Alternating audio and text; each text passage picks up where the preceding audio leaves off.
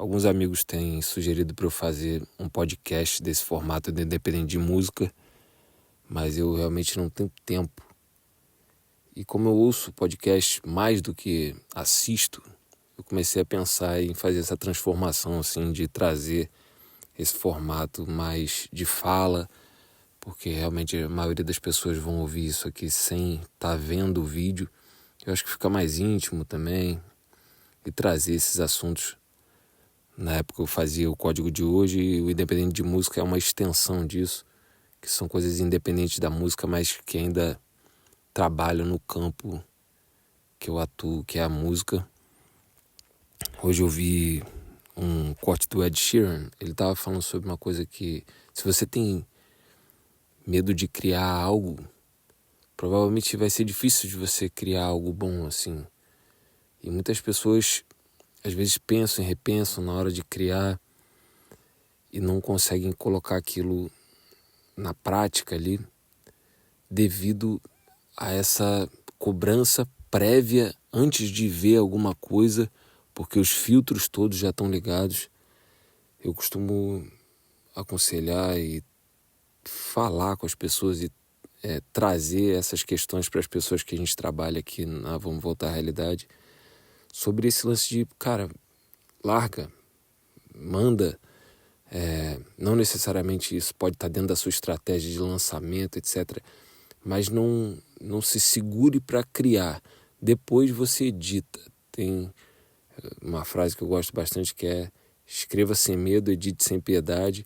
Até porque aquilo, para ir para o mundo, é importante ter um controle de qualidade daquilo que você acredita que é o caminho do seu trabalho.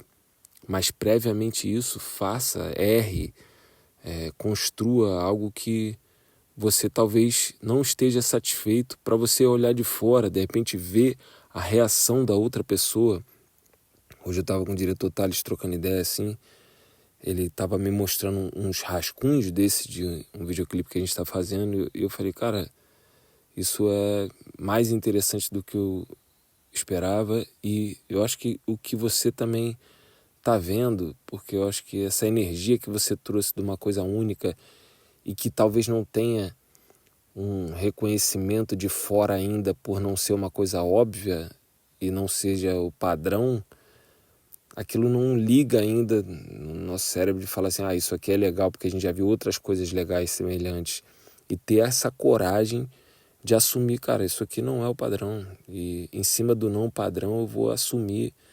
O que eu achar que não ficou legal depois de deixar pronto, eu edito, eu faço outra coisa, mas não deixa de criar, tá ligado? Conseguir se organizar para ter esse tempo de criação, não só daquilo que você vai expor, mas entenda que eu sempre cito aqui esporte.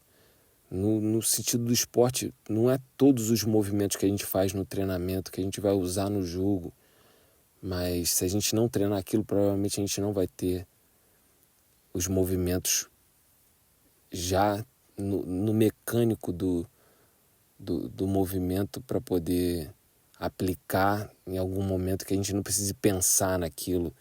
E aquilo vai nos dando argumentos, né?